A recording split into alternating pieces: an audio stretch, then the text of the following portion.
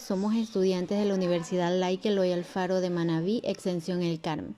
Somos el grupo número 1 y está integrado por Ángela Ceballos, Jimmy Sare y Sandra García. En este momento le vamos a hablar sobre las normas de auditoría generalmente aceptadas.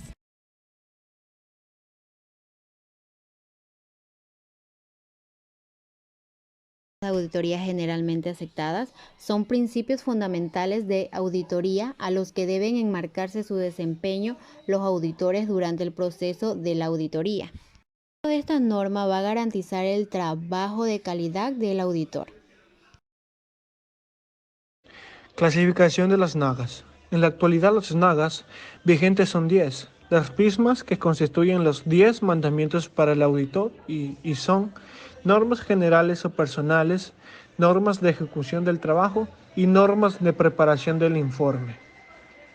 En las normas generales o personales podemos encontrar lo que es el entrenamiento y capacidad profesional, la independencia y el cuidado o esmero profesional.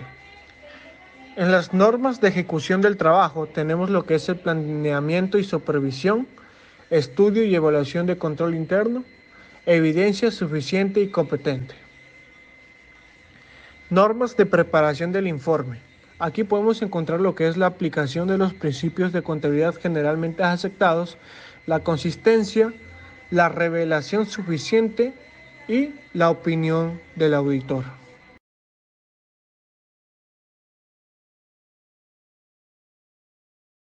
Las normas detalladas anteriormente se definen de la siguiente forma. Entrenamiento y capacidad profesional. La auditoría debe ser efectuada por personal que tiene el entrenamiento técnico y pericia como auditor, es decir, además de los conocimientos técnicos obtenidos en los estudios universitarios, se requiere la aplicación práctica en el campo con una buena dirección y supervisión. Independencia. En todos los asuntos relacionados con la auditoría, el auditor debe mantener independencia de criterio. La independencia puede concebirse como libertad profesional que le asiste al auditor para expresar su opinión libre de presiones. Cuidado o esmero profesional. Aquí debe ejercerse el esmero profesional de la ejecución de la auditoría y la preparación del dictamen. Normas de ejecución del trabajo. Estas normas son las más específicas y regulan la forma del trabajo del auditor durante el desarrollo de la auditoría en sus diferentes fases, como el planeamiento de trabajo de campo y la elaboración del informe. Planeamiento y supervisión. La auditoría debe ser planificada apropiadamente y el trabajo de los asistentes del auditor, si los hay, debe ser debidamente supervisado. Estudio y evaluación del control interno. Aquí debe estudiarse y evaluarse apropiadamente la estructura del control interno de la empresa cuyos estados financieros se encuentran sujetos a auditoría como base para establecer el grado de confianza que merece y consecuentemente para determinar la naturaleza, el alcance y la oportunidad de los procedimientos de la auditoría. Evidencia suficiente y competente. Debe obtenerse evidencia competente y suficiente mediante la inspección, observación, indagación y la confirmación para proveer una base razonable que permita la expresión de una opinión sobre los estados financieros sujetos a la auditoría. Normas de preparación del informe. Estas normas regulan la última fase del proceso de auditoría, es decir, la elaboración del informe para lo cual el auditor habrá acumulado en grado suficiente las evidencias debidamente respaldadas en sus papeles de trabajo. Por el motivo, este grupo de normas exige que el informe exponga de una forma que se presente los estados financieros y el grado de responsabilidad que se asume el auditor. Aplicación de principios de contabilidad generalmente aceptados. Los principios de contabilidad generalmente aceptados son reglas generales adoptadas como guías y como fundamento en lo relacionado a la contabilidad, aprobadas como buenas y prevalecientes, o también podríamos conceptuarlos como leyes o verdaderas fundamentales aprobadas por la profesión contable.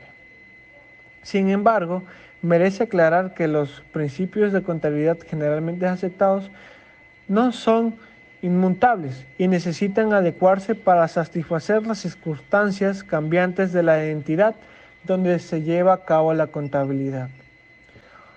Y por último tenemos la opinión del auditor. El dictamen debe contener la expresión de una opinión sobre los estados financieros tomados en su integridad o la aseveración de que no puede expresarse una opinión. En este último caso, debe indicarse las razones que lo impiden. En todos los casos en que el nombre de un auditor esté asociado con los estados financieros, el dictamen debe contener una indicación clara de la naturaleza de la auditoría y el grado de responsabilidad que éste está tomando. Generalidades de la norma. Los propósitos, el alcance y la aplicación de las normas de auditoría. Las normas de auditoría controlan la naturaleza y alcance de la evidencia que ha de obtenerse por medio de procedimientos de auditoría, por el cual la necesidad de planificar, controlar y documentar el trabajo es independiente del tamaño del cliente, a quienes regula. Se relacionan con las cualidades profesionales del contador público, con el empleo de su buen juicio en la ejecución de su examen y en su informe referente al mismo. ¿Quién las creó? El Instituto Americano de Contadores Públicos Certificados de los Estados Unidos de América. Este comenzó en 1917 a publicar declaraciones sobre determinados aspectos de los trabajos de auditoría. En 1939 fue creado el Comité de Procedimientos de Auditoría. En 1972 fue creado el Comité de Normas de Auditoría, cuyos pronunciamientos se denominan declaraciones sobre normas de auditoría, de los cuales el número 1, publicado en noviembre de 1973, bajo el título Codificación de normas y procedimientos de auditoría, es considerado a modo de código para los profesionales de la auditoría. El ejemplo de los Estados Unidos fue seguido por muchos otros países.